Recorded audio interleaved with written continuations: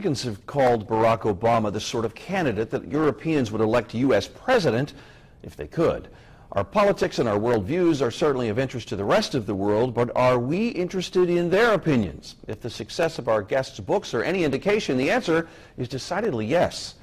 Joining me this morning from the Suffolk University NECN downtown Boston studio is author Bernard-Henri Lévy.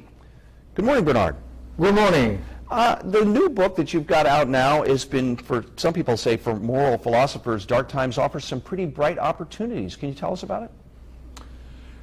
The title speaks by itself, Left in Dark Times, which has a double meaning, as you know, in English. It means the left is living in dark times, and it means all of us are passing through a very dark time, a very bad times, which is obvious when you are in America today. In this great financial disaster, this huge economical tsunami, it is a new dark time. So this book is about these dark times we are facing today in Europe and in America. Well, let's talk about Europe and America. I mean, what do you think the French think about the election?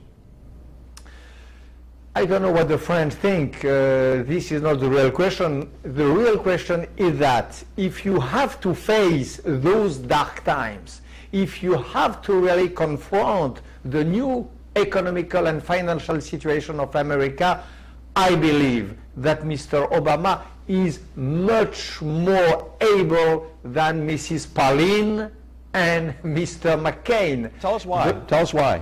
Because of the track records of Barack Obama, because what America needs today is more regulations, because free market is a great thing, but under one condition, which is to be regulated and not to be just faithful to the invisible hand of the providence of the market. So you need in America, everybody knows that, everybody woke up day before yesterday with this conviction that free market supposes some institutions, some rules, some obligations, and not any longer this incredible speculation which was the common law. This, a Democrat can do it much better than a Republican who always pleaded for deregulation. Mrs. Pauline, last week again, still last week, said that she was in favor of the less regulation as possible. America will fail under those sort of hands. What do you think that Barack Obama has that he can do for the problems in Iraq and also Afghanistan that John McCain doesn't? I think that Barack Obama in Afghanistan, in Iraq, and in front in general of the problems of the Muslim world, Barack Obama is able to see that the problem is not Islam, but that the problem is Islamism, is this part of Islam, maybe a minority which hijacked the rest and which is devoted to fanaticism and so on.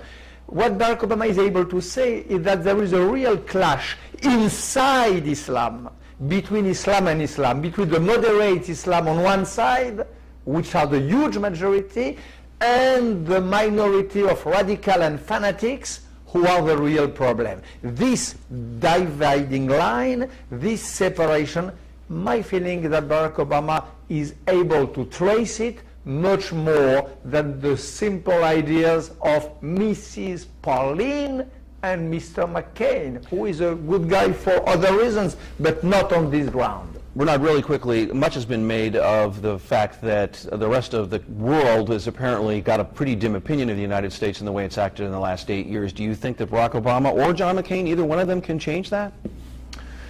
I think that the anti-Americanism, unfortunately, is a sort of plague and a sort of illness of the spirit, and no president will change the depth of the problem. This being said, nevertheless, I do think that if tomorrow America had the face and the allure of Barack Obama, it would improve significantly the situation. Yes. All right, Bernard. New face for a new America. Thanks very much. We're going to have to leave it there. Thank you very much. Thanks for joining us this morning. Again, the book is Left in Dark Times, A Stand Against the New Barbarism.